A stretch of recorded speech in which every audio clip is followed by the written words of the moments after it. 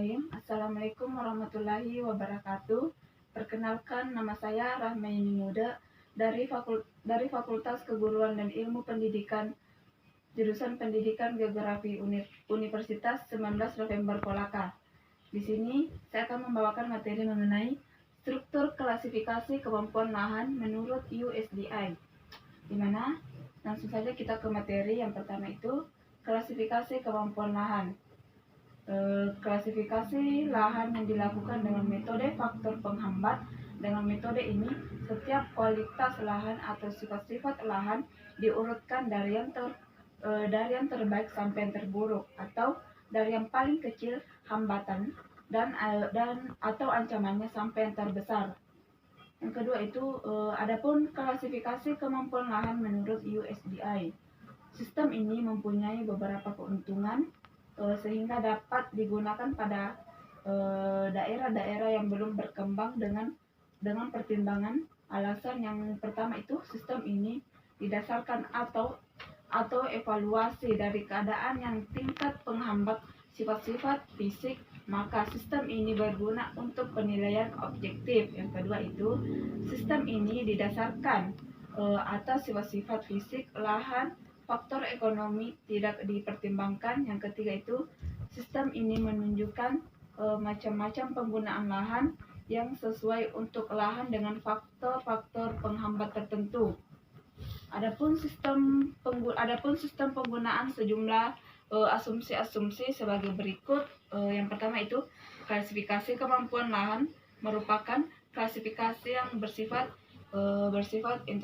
interpretatif didasarkan atas sofa-sofa permanen lahan. Yang kedua itu, lahan di dalam suatu kelas serupa tingkat kegawatan faktor penghambatnya, tetapi tidak harus sama dengan jenis faktor penghambat atau tingkat pengelolaan yang dibutuhkan. Yang ketiga itu, klasifikasi kemampuan lahan bukanlah gambaran produktivitas atau jenis tanaman tertentu. Yang ketiga itu, diasumsikan tingkat pengelolaan yang cukup tinggi. Selanjutnya itu, sistem ini menunjukkan penggunaan yang paling menguntungkan yang dapat dilakukan pada bidang lahan. Selanjutnya itu, berbagai karakteristik lahan yang dipertimbangkan sebagai dasar klasifikasi kemampuan lahan. Yang pertama itu, kecuraman lereng. Kedua itu, kepekaan erosi. Ketiga, kerusakan erosi. Keempat, kedalaman lahan efektif. Selanjutnya itu, tekstur tanah. 6 itu, variabilitas. 7, drenase. 8 itu, batuan kerikil. 9 itu, singkapan batuan. Yang terakhir itu, ancaman banjir. Selanjutnya saya akan membahas prosedur, keuntungan dan kerugian klasifikasi kemampuan lahan. Di mana kita masuk ke prosedur, di mana prosedur ini terbagi menjadi 3. Yang pertama itu kriteria. Kriteria ini digunakan untuk membantu dan mengelompokkan kemampuan lahan agar dapat menempatkan tanah ke dalam pengelompokan baik sebagai suatu pengolahan atau subkelas. Selanjutnya itu tabel konversi. Ketiga itu survei lapangan. Adapun keuntungan dari klasifikasi kemampuan lahan, yang pertama itu pembagian ke dalam jumlah kategori yang relatif sedikit atau kecil, memudahkan untuk dimengerti, dapat dengan mudah digunakan, dan dengan menyusun sedikit petunjuk dapat digunakan oleh staf yang belum banyak berpengalaman. Ketiga itu hierarki kelas, subkelas, dan suatu pengolahan memungkinkan sistem klasifikasi ini digunakan untuk berbagai tingkat. Keempat itu hasil klasifikasi dapat dengan jelas dan mudah disajikan dalam peta. Selanjutnya kita akan membahas kerugian klasifikasi kemampuan lahan, di mana kerugian kemampuan lahan ada 5. Yang pertama itu, pengelompokan yang dilakukan dapat sangat subjektif. Yang kedua itu interkasi antara faktor penghambat sulit diperhitungkan. Yang ketiga itu pembagian ke dalam sedikit kategori hasilnya sangatlah kasar, terutama bila ingin membandingkan baik buruknya dari dua bidang lahan tersebut. Yang keempat itu tidak ada petunjuk tentang kesesuaian bidang lahan untuk tanaman tertentu. Yang kelima itu bersifat negatif. Selanjutnya itu kita masuk ke materi modifikasi dalam penggunaan di luar Amerika Serikat.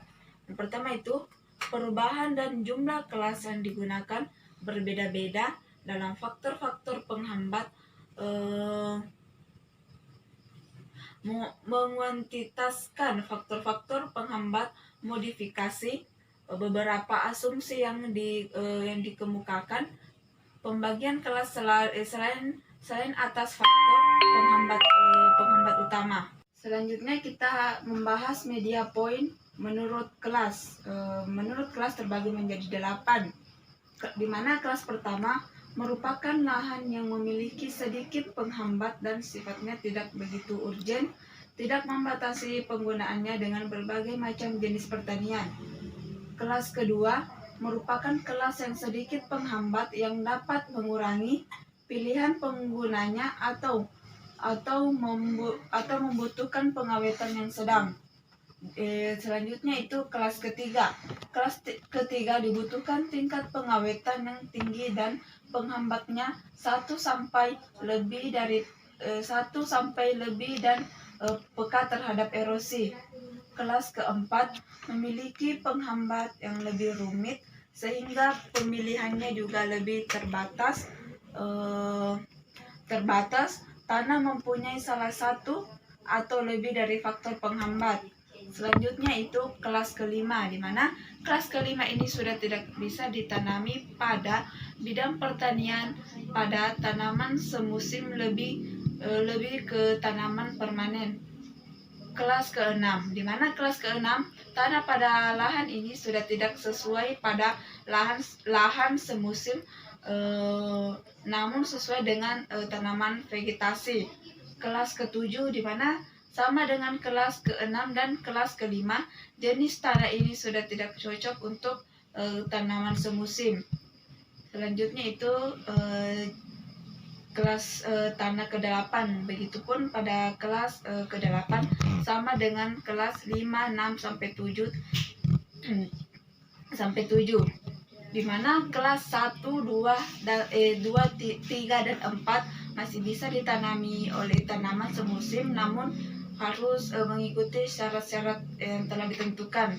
Sedangkan tanaman 5, 6, 7 sampai 8 tidak bisa ditanami tanaman semusim, namun hanya bisa ditanami oleh tanaman